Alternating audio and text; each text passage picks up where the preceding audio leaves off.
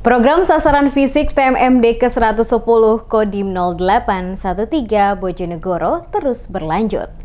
Anggota Satgas bersama warga gotong royong lanjutkan pembangunan rehab rumah Aladin milik Samadun, warga Desa Ngerancang RT 03 RW 01 yang sudah capai 80%.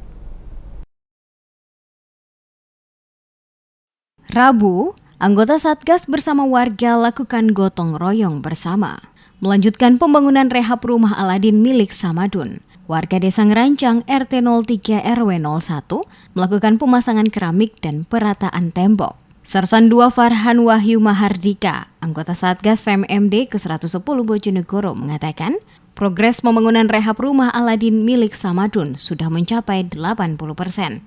Tinggal melakukan finishing, pengecatan dan perataan keramik.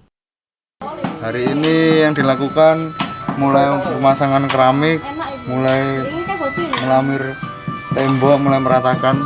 Untuk rumah ini perkembangan kira-kira 80%, tinggal finishing, ngecat, tinggal meratakan keramik. Sersan 2 Farhan Wahyu Mahardika menambahkan, sementara ini dalam pembangunan rumah Aladin Samadun berjalan dengan lancar dan diharapkan dapat segera selesai agar dapat dihuni dengan nyaman oleh Samadun dan keluarganya.